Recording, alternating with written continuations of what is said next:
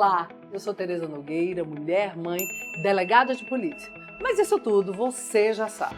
Sabe também que esse podcast tem um objetivo muito especial, que é levar informação de qualidade para as mulheres que desejam estar mais antenadas sobre seus direitos, mas também para aquelas que precisam sair da violência.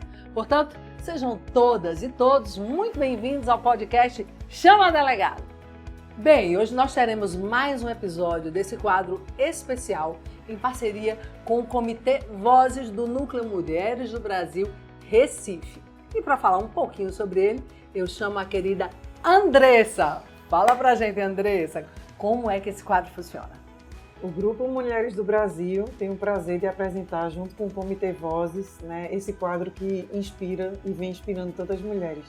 É um prazer a gente estar junto com vocês aqui, contando essas histórias de superação de uma forma leve, mas uma forma com muita responsabilidade, para que outras mulheres consigam entender seus direitos e algumas coisas que possam fazer com que elas caminhem para esse lado de superação. Então, venham com a gente, acompanhem com a gente, vai ser maravilhoso. É isso aí. Natiene, como é que a gente faz? A mulher que quiser participar do nosso quadro, o que ela tem que fazer? Então, manda um e-mail para a gente lá no comitevozes@gmail.com e traz a sua história. É uma história que a gente mantém em sigilo, se ela quiser, mas a gente deixa à vontade para que a história dela inspire outras pessoas, inspire outras mulheres a sair desse ciclo de violência. De que forma ela saiu? Então, essa história é um verdadeiro, para a gente do comitê, é uma verdadeira luz para outras mulheres. Então, elas precisam se inspirar nas histórias de quem já se superou a fazer o mesmo. Então, é isso que a gente espera, é por isso que a gente está aqui no grupo, fazendo esse quadro junto com a delegada. É isso aí. Agora que vocês já sabem quem são as duas participantes que estão aqui com a gente, eu quero que vocês conheçam um pouquinho mais da história delas duas, tá bom? Andressa Dias é assistente social, especialista em laudos e pareceres sociais, referência em assistência social de alta complexidade. Atualmente atua na MedCenter, com visitas técnicas e acompanhamento na dinâmica social com pacientes portadores de anemia falciforme. É assessora de ONGs e instituições de longa permanência. Participa da liderança do Grupo Mulheres do Brasil no Comitê Vozes, Núcleo Recife. Natiene Alencar é formada em Serviço Social, mestre em Gestão Pública, Master Coach, focada em desenvolver pessoas na descoberta de seus talentos. Auxilia profissionais no caminho para a monetização de seus empreendimentos. Aplica treinamentos direcionados ao equilíbrio das emoções. E é também voluntária do Grupo Mulheres do Brasil e líder do Comitê Vozes Núcleo Recife. Que maravilha! Gente, para a gente começar, a gente sempre deixa aquele alerta de tema sensível, né? Vocês já sabem. Esse episódio de hoje a gente vai falar sobre violência sexual, violência psicológica, patrimonial, sobre diversos tipos de violência. Se você é sensível a essa temática, já sabe. Por esse episódio a gente se encontra mais na frente. Vamos começar, meninas? Precisamos agora conhecer a história de hoje. Conta pra gente, Natiene. A história de hoje é de Maria, saindo do abismo. Maria, ela diz, sou Maria e sim, fui com as outras. Eu sempre fui uma mulher forte e determinada, mas minha vida mudou drasticamente quando me casei com um homem violento, mas que só mostrou quem realmente era após o casamento. Sofri por anos de violência, estupro do meu corpo, mas tantas vezes que pedi para ele não me tocar mais. Abuso físico e emocional, psicológico, patrimonial, sentindo-me presa. Não achava que haveria mais ainda uma saída. Não havia saída daquele abismo. E quantas vezes desmaiei depois de espancada? Quantas vezes eu tive que morrer. Foi o que sentia a cada vez que ficava desacordada. Um dia, a violência atingiu seu limite e fui hostilizada e hospitalizada. Ali pensei, era o fim, agora morro e acaba essa agonia. Diante de tudo aquilo, uma amiga que morava em outro estado perguntou se eu gostaria de sair daquilo tudo. e me ofereceu um abrigo, se eu teria coragem de passar uns tempos fora daqui e incomunicável. Aceitei, em meio à dor e ao desespero. Encontrei a força para lutar. Com a ajuda dessa amiga, consegui escapar da situação e comecei, mesmo distante, a reconstruir a minha vida. Falava com minha mãe para dar notícias e tranquilizar a família. Fui ao CRAS, ao CREAS e ao CAPS da cidade. Com a ajuda da minha amiga, tive apoio psicológico e terapia. Aprendi a me amar, valorizar-me novamente. No CAPS, participei da oficina das emoções e lá também fazia pinturas. Descobri minha paixão por arte e comecei a criar algumas peças e artesanatos para vender. Encontrei no apoio de uma amiga na arte uma força de expressão e cura, e ainda tinha achado minha fonte de renda. Se passaram 3 anos, e nas conversas com minha mãe, sempre saudosa e pedindo para voltar, ela me deu a notícia que meu ex-companheiro tinha se envolvido numa briga e foi assassinado. Ao ouvir minha mãe falando aquilo, fiquei em silêncio por um tempo.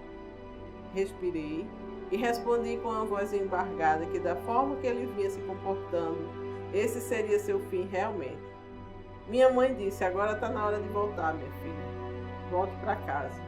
Chorei muito naquele dia, de alívio. Me assustava com o que eu estava sentindo, mas naquele momento parecia que minhas correntes tinham sido totalmente abertas e que eu poderia ter liberdade de novo. De volta à minha terra, eu tive alívio, né? E Maria, que agora é uma mulher empoderada e inspiradora. Ela compartilha sua história para ajudar outras mulheres que passam por situações semelhantes, mostrando que é possível sim superar e renascer. Então, com essa história, é um testemunho, né, de que você pode sim, com o apoio dos amigos, da família, ter resiliência e determinação. Você pode vencer até as maiores adversidades. Você também é forte e capaz de superar qualquer desafio. Então, conte a sua história para a gente. Então, comitevozes@gmail.com. Gente, que história forte, hein? Que história impactante. Vários trechos, acho que vai dar pano para manga para a gente conversar hoje. Muitos trechos marcantes. Mas eu queria começar, Andresa, perguntando a você, até porque ela cita alguns órgãos, né, a Maria, já que você é especialista em alta complexidade, inclusive.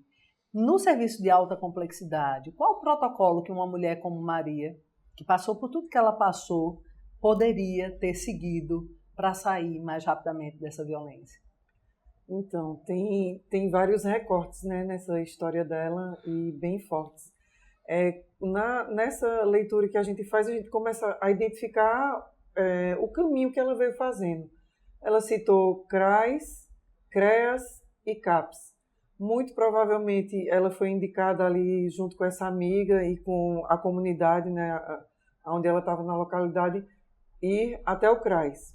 E o CRAS ele vai ter um atendimento básico, né, de uma atenção básica, que na verdade ela estava precisando, entre a média e a alta complexidade, ela estava precisando de outras, né, tinha outras necessidades. Nessa identificação que o CRAS faz, né, com a escuta, né, qualificada, com toda a ambiência, normalmente no CRAS também vai ter o espaço de silêncio, né, um espaço que é silenciado, é um espaço de reclusão, de acolhimento só com aquela pessoa e a profissional. Então, quando é feita essa escuta, toda essa identificação das violações que ela passou, né? Violência em vários quesitos emocionais, patrimonial. A partir daí, a profissional faz essa divisão do que ela necessita. Indo para o CREAS, né? Que aí já vem a questão de média e alta complexidade, ela vai começar a ter as identificações de ambientes onde tem atendimentos emergenciais para a demanda, para a necessidade dela. Que aí vão ser espaços relacionados à violência, relacionados também a acolhimento. No caso dela, ela teve essa abordagem da própria amiga, né? Então, ela já estava acolhida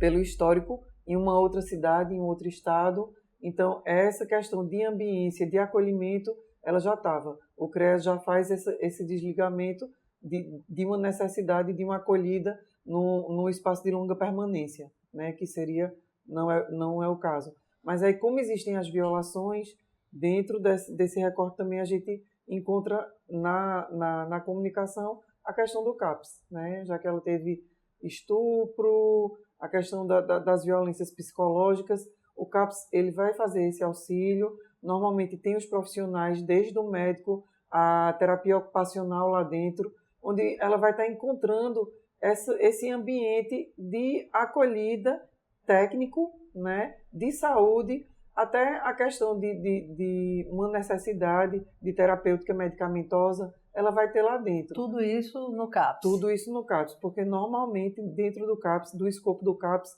ele já tem o acompanhamento também de um psiquiatra, o psicólogo, o assistente social, então é multidisciplinar, né? Tem essa transversalidade de profissionais para que atenda essa necessidade diante da peculiaridade do que ela estava precisando. Então, diante de cada caso concreto, ela pode vir ou não a ter que passar pelos 3 órgãos da rede. Isso, exatamente. Então é diferenciado, né, para cada pessoa, porque na verdade cada uma vai ter uma necessidade, né?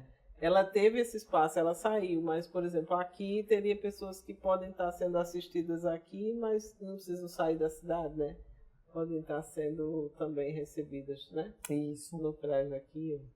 Nath, o que chamou mais atenção sua nesse relato que você acabou de ler? Na minha, eu achei importante essa questão do acolhimento da amiga, sabe? Eu achei importante que ela teve a quem recorrer. Então, essa rede de apoio, como é importante, né? Ela tirou ela desse sofrimento. Ela disse, você quer vir para cá, e aí numa cidade distante, incomunicável, mas ela estava ali com a amiga. Então, ela teve o apoio. Porque o que acontece? Muitas vezes, as pessoas não querem se dispor, né? Indispor naquela confusão da violência ali, elas ficam por vergonha.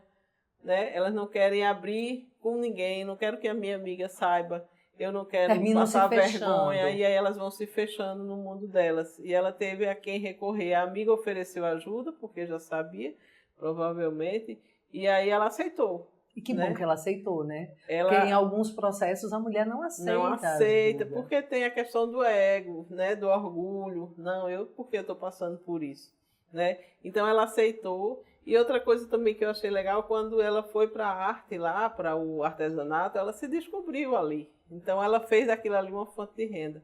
Então foi uma terapia, né, que ela descobriu com a arte e o artesanato, e dali virou uma fonte de renda, como é importante. Porque outra coisa que as mulheres sofrem muito essa violência é por conta da dependência financeira. Então quando ela passou a ter uma fonte de renda, ela vai conseguir voltar ali e ela não vai ser mais aquela pessoa, né? Já não tinha, né? Já se livrou lá do marido, né? Que ele faleceu, mas aí ela já tinha uma renda, ela já podia ter uma nova vida e aí manter talvez a família, ajudar, né? Todo mundo. Então foi importante essa descoberta dela. Então ela se viu como uma pessoa capaz, uma pessoa que tinha um potencial, que tinha uma habilidade, e ela se descobriu. Através de um talento, legal, né? De um talento. Na opinião de vocês duas, o que mais, aí eu quero ouvir as duas, o que mais dificulta para que uma mulher procure ajuda e rompa o ciclo da violência? Na opinião de cada uma. Qual o fator? Eu sei que vários fatores contam, né? Mas o que vocês acham que é preponderante? Eu acho que o que mais dificulta é a mente é um fator imbatível, né? Quando ela passa por uma pressão psicológica muito grande, ela começa a acreditar em tudo que está sendo dito, né? A mulher ela acaba acreditando que é incompetente, que é incapaz, que é culpada, que é feia. Então, tudo que vai sendo dito, né, vai se tornando uma plataforma imbatível. E na própria mente, a mulher começa a emergir naquilo e se sentir daquela forma e começar a praticar tudo aquilo que está sendo dito. Começar a amolecer, a ir caindo. Eu estava vendo. Né? Exatamente. Ela acredita naquilo que ouviu e se sente realmente daquela forma. Exato. E ela vai se sentindo pequena, ela vai perdendo as forças, ela não consegue, tem horas que não consegue levantar de uma cama, né? E eu acho que é pior, complementando, respondendo aí a pergunta, a questão da dependência mesmo, A dependência psicológica, vocês acham que é financeira. A financeira, eu na acho sua que, opinião? Para mim é pior, né? E aí elas aceitam tudo porque eu dependo dele. Porque o bichinho é até bonzinho, ou ela é bom pai. Então, escuta muito. Escuta muito. Ele é tão bom pai, então eu tenho que me submeter a isso, porque apesar de tudo, ele é um bom pai. E é importante a gente diferenciar, porque eu sempre que eu ouço as mulheres na delegacia dizerem isso, não, ele me bate, mas ele é um bom pai. A gente sempre faz um toque de alerta. Veja, ser um bom pai e agredir você na frente dessas crianças, isso está muito distante de ser um bom pai. Não é porque ele está pagando as contas que ele está sendo um bom pai. E é preciso desconstruir isso, não é, na mente das mulheres? Sim, importantíssimo. Porque elas acham realmente que ele está fazendo uma grande coisa, fazendo uma coisa que na verdade é obrigação. Ele é o responsável pelos filhos, né? Todos dois, né? Tem a obrigação com a manutenção da família. Mas eu acho que não, ele está pagando, ele é bonzinho. De alguma forma isso não vai deixar legitima, faltar, né? Abre aspas, a violência. E aí eu tenho que aguentar, porque muita coisa realmente sou eu que provoco. Então essa questão da culpa pesa muito, porque a pressão psicológica ele vai dizer, você que é culpado. Eu só briguei porque você me estressou, né? Eu só gritei, eu só bati porque você fez isso. E aí ela vai realmente assumindo essa culpa. Nesse processo do comprometimento mental também acontece muito essa fragilização e o empoderamento dela. A mulher toma conta daquilo que está sendo dito, né? Todo dia você escutando algo, né, depreciativo, algo que vai lhe trazer para baixo, a mente vai tomando conta daquilo e realmente as mulheres começam a ficar daquele jeito e começam a se sentir daquela forma. Nesse processo também tem um cerceamento de liberdade, né? Além de colocar a mulher numa posição de que não tenha valor, de que não valha nada, ainda se coloca contra familiares, se coloca em indisposição com os familiares, com as proximidades de amigas que muitas vezes vão ser o elo que acolhe, o elo que vai dar um pouquinho de força para que ela tenha esse caminhar. E aí é uma cadeia, né, de fatores que também vai levando a esse fechamento, né? Porque a família vai se distanciando da família e vai começando a acreditar, mas sua mãe não presta, mas seu pai faz isso, seu irmão é... Então, assim, vai colocando cada vez mais, injetando pressões e aprisionando essa mulher, né, de uma forma que ela vai acreditando naquilo. A família, muitas vezes, vai também perdendo a força, né, de caminhar junto. Na maioria das vezes, eu vou sempre ser muito redundante em relação a isso, mas quem costuma ficar nesse processo é a mãe, né? Quem costuma ficar diante do dominó de rede, todas as pecinhas vão caindo, não vão suportando, e a mãe está ali. Ela até, né, vai para um lado, vai para outro, mas ela permanece firme. Às vezes até fraqueja um pouco, mas normalmente é quem sustenta até o fim. Exatamente. E dentro dos próprios pareceres, né, dentro do que a gente faz, dentro do que a gente se documenta em relação aos históricos de acompanhamento, realmente, quando existe, né, infelizmente ainda é muito pouco, mas quando existe essas superações, normalmente tem uma amiga, mas na maioria das vezes tem uma mãe ali por trás. Tem uma mãe com um braço forte. Sim. Que bom que a história de Maria é um exemplo à parte. Ela teve apoio de uma grande amiga que levou ela para um outro estado, teve apoio dessa mãe com quem ela se comunicava e num dado momento disse, volta filha, dá para voltar. Mas uma coisa que me chamou a atenção na tua fala, Nath, foi a questão da violência patrimonial, que você disse que a dependência patrimonial, na sua opinião, é mais importante e é o maior fator dificultador, né, de saída da violência. E você é uma pessoa que desenvolve talentos, né? E ela foi para a pintura. Uhum. Dá para a gente algumas dicas, você como gestora, como mentora, como uma mulher hoje que sofre violência pode sair da violência desenvolvendo habilidades, talentos? Primeira coisa é isso. O que é que eu gosto de fazer? o que é aquilo que desde pequena eu tinha prazer em fazer. Então eu vou me descobrir e aí fazer um leque de possibilidades. Como é que eu posso ganhar dinheiro com isso? Quais são os locais que eu posso vender a minha arte, né? Então a gente tem apoio, tem alguns grupos que a gente consegue fazer isso, procurar o Sebrae, procurar ONGs, ou o próprio Grupo Mulheres do Brasil, a gente tem um comitê de empreendedorismo que ajuda muito nisso. Então procurar feiras, onde é que eu posso vender a minha arte? Correntes mesmo de amigos, grupos de WhatsApp que você consegue divulgar a sua arte. Então, o Instagram, através do WhatsApp, do Instagram, várias redes sociais, você consegue monetizar esse seu talento. Então, começa a divulgar. E as pessoas sabendo, conhecendo um pouco da sua história, as pessoas vão realmente te dar um poder.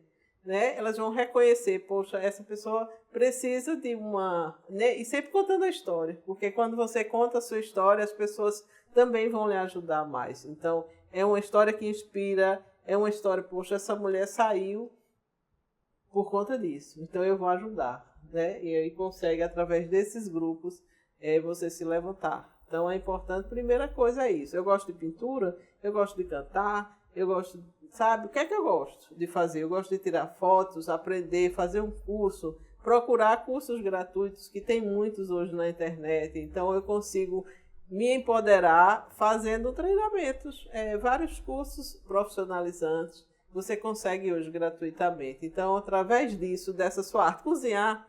Então, a gente vê hoje o exemplo da mulher na novela, né? Vendendo sanduíche na praia. Então, é uma forma. Você gosta de cozinhar. Então, ela aprendeu, ela descobriu o talento dela. E aí, ela foi para a praia. Poxa, é isso que eu gosto de fazer. Então, eu estou conversando com as pessoas e eu estou vendendo. E está ganhando dinheiro e está vindo a renda para casa. E aí, ela vai se descobrir virando uma grande chefe. Então, são histórias assim, sabe? É você se descobrir. É autoconhecimento. Né? É isso aí. E é se conectando, como você bem disse, com a pessoas, grupos, outras pessoas isso, que possam inspirar, ajudar e dar a mão. Andressa, eu não posso deixar de observar, acho que chamou muita atenção na história da Maria, o alívio que ela sentiu, que é um sentimento muito controverso. Às vezes a mulher até se culpa, né? Quando a mãe ligou e disse, filha, ele foi assassinado, você pode voltar para casa. Como lidar com esses sentimentos que, na verdade, são tão reais pelos quais as mulheres passam? É um processo, né, na própria escrita dela, na fala, né, quando a gente vai lendo, você vê que tem uma mistura muito grande de emoções ali, né?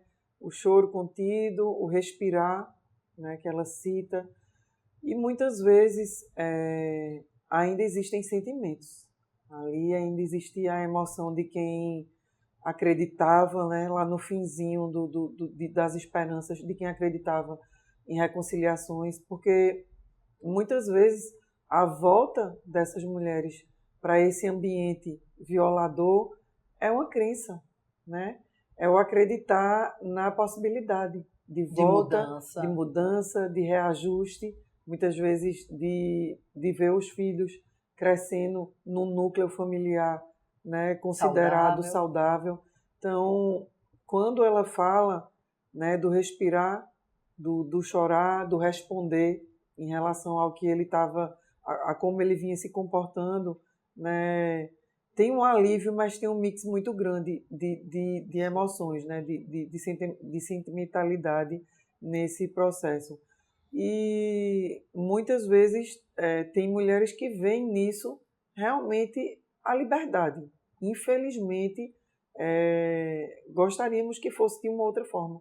Gostaríamos que houvesse, né, que as pessoas se conduzissem a uma recondução social, que esses homens tomassem outros caminhos, né? As pessoas não são obrigadas a viverem com ninguém, né? Não existe uma obrigatoriedade de você viver nem por conta de filho. Isso não é uma obrigatoriedade, isso não traz, não eleva uma relação. Porque quantos casais que depois de separados deram condição de vida e felicidade aos seus filhos, com relações abusivas, né, com vivências abusivas, e esses filhos acompanhando isso. Então, assim, o que a gente esperava de uma sociedade é que as pessoas não tivessem obrigação de viver com homens violentos, que acham que esse domínio em relação à mulher é natural, né? Essa não é uma realidade que a gente gostaria de vivenciar, mas infelizmente ela ainda é muito real, são números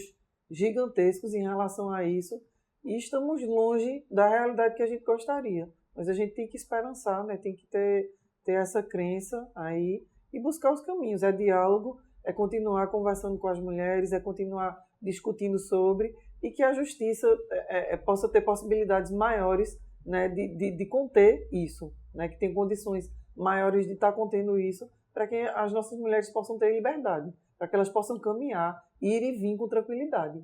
Né? É isso mesmo, por um mundo com mais respeito, né, para com as nossas mulheres.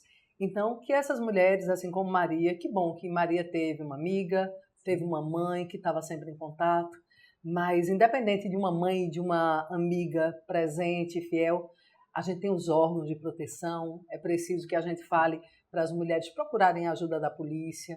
Não está pronta para procurar a ajuda da polícia, procura os órgãos de assistência social, os órgãos, os centros de referência, passa por um apoio psicológico, assistencial, jurídico, se fortalece antes de fazer o registro de uma ocorrência, mas muitas vezes é só com o registro de ocorrência, é só com a medida protetiva que aquela agressão cessa. Que bom que nesse caso Maria saiu, porque teve um apoio e pôde sair do estado. E aquelas que não podem? E ela diz, Maria foi com a outra, foi com a amiga, né? As outras, ela... No início ela foi Maria, foi com as outras, depois ela pegou uma Maria e foi com essa Maria, e deu certo, não é? Graças. O que vocês, na opinião de vocês, o empreendedorismo feminino é determinante? Pode ajudar, de fato? Eu acredito que sim. Eu acredito sinceramente que precisamos que as mulheres tenham renda, tenham força ali dentro de casa também. Ela também está contribuindo com aquele lar. Então, não é só ele. Então, na hora que o marido disser, deixa de trabalhar que eu vou lhe bancar, ela consiga dizer, não, mas eu vou também dar a minha contribuição. Eu tenho um trabalho, eu preciso colocar também aqui para... Eu acho que isso ajuda, porque aí ele perde um pouco a força, né?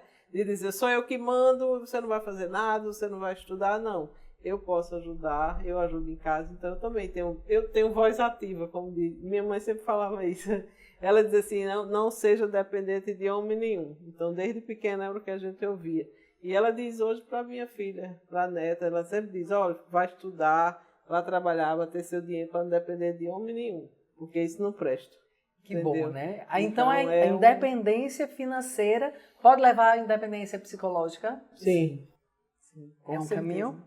Com certeza é um caminho, né? E a pessoa tendo a possibilidade de prover suas coisas, de tá se desenvolvendo, isso é um desprendimento, né? É um desprendimento.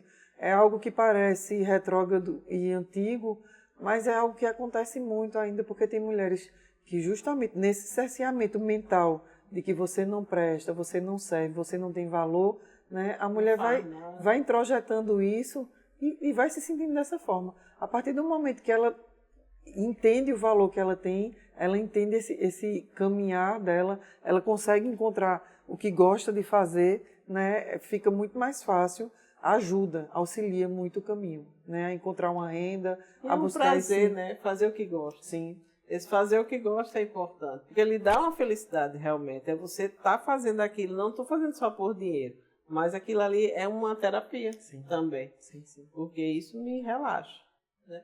É isso fazer aí. Fazer o que gosta é massa. A história de Maria é linda, trouxe muitos panos para manga Inspira, hoje. Né? Inspira. E inspira, uma história que inspira, que é o objetivo desse quadro em parceria com o Comitê Vozes. Quero pedir para cada uma de vocês deixar uma mensagem especial, cada uma na sua área, olhando para cá, uma mensagem especial para as mulheres que nos ouvem hoje e que estão se inspirando através da história da Maria. Bom, é com muito prazer que a gente faz esse quadro, que a gente tem essa conversa, né? E que outras mulheres que ficam observando a Maria que está aqui do lado, a Maria que escreveu para a gente, que consigam também contar um pouquinho de sua história e que várias Marias consigam caminhar para contar suas histórias, que não tenham suas vozes cerceadas, que não sejam silenciadas, né? Esse espaço é justamente para isso, para a gente ter essa comunicação, ter esse contato falar de coisas difíceis, né? A gente tem um processo aqui de falar do que é difícil, mas no final a gente tem uma mulher contando uma história, falando de sua vida e falando de vida, né? Ela tem a possibilidade de viver sua história. Então é o que a gente espera, né? Que as mulheres possam ter essa possibilidade e contem com a gente. Entrem em contato com o Grupo Mulheres do Brasil, Comitê Vozes, né? A gente tem aí o e-mail à disposição de vocês, comitevozes@gmail.com, e venham junto com a gente nesse espaço de comunicação. Eu gostaria de salientar que já tem as mulheres que estão mandando as mensagens para a gente, já dão um feedback para a gente do quanto estão se sentindo fortalecidas depois que passam essa mensagem aqui. Mesmo você não vindo para o espaço, né? Mesmo você não contando, não quero contar minha história, não, eu mesma. Mas eu gostaria de, na voz de alguém, ouvir minha história de superação. Então, para a gente, é muito emocionante, é muito importante a gente conseguir ser a voz de alguém que está contando sua história. Então, venham junto, venham fazer parte dessa história com a gente. Maravilha. Vai, Nath. Então, a minha mensagem é que você, mulher, procure sempre fazer o que você gosta, porque isso te traz uma emoção importante, tá? Você ter o tempo para você é importante também, e procurar fazer aquilo que gosta, descobrir o que é que você gosta de fazer, descobrir o seu talento. E a partir disso, você vai se sentir uma pessoa muito mais fortalecida, muito mais engajadora, muito mais corajosa, porque você faz aquilo que gosta, então você vai se fortalecer, tá? Conta com a gente também aqui no Grupo Vozes do Brasil, né? E a gente quer também agradecer aí a Tereza pelo espaço. Vamos embora. Repete o e-mail para contato. O e-mail é comitevozes@gmail.com. Agora deixem as redes sociais de vocês, que com certeza vai ter gente querendo conhecer um pouquinho mais da história de vocês de perto. Meu Instagram é Andressa_GDS, é um Instagram pessoal, mas que se você precisar, mandar uma mensagem lá para a gente conversar, estou à disposição também. O meu é Natiene Alencar, Natiene com THIENE, Alencar junto. E estou lá no Instagram, também ajudo você a encontrar o seu talento.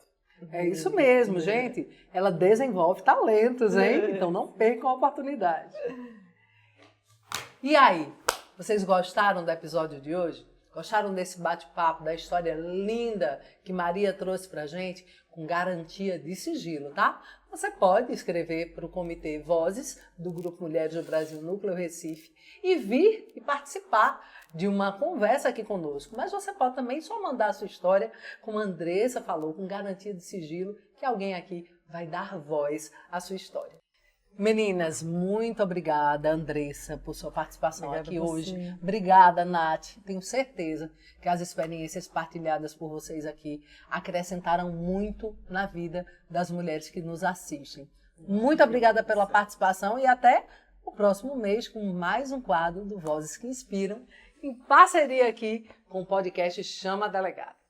Se você gostou desse episódio, com esse quadro maravilhoso que vai acontecer mensalmente aqui no podcast Chama a Delegada, já sabe, é só curtir, comentar, compartilhar, ativar o sininho, mandar para todo mundo que você quiser. Eu tenho certeza que essa história de hoje vai sim inspirar alguém que você conhece. O episódio de hoje teve o apoio da Astral Veículos, Faz Contabilidade, Trio Comunicação, Instituto Faneco, Grupo Mulheres do Brasil Núcleo Recife e Partiu Entrega. E agora você já sabe, né? Te espero aqui no Chama a Delegada. Um cheiro no seu coração e até o nosso próximo episódio.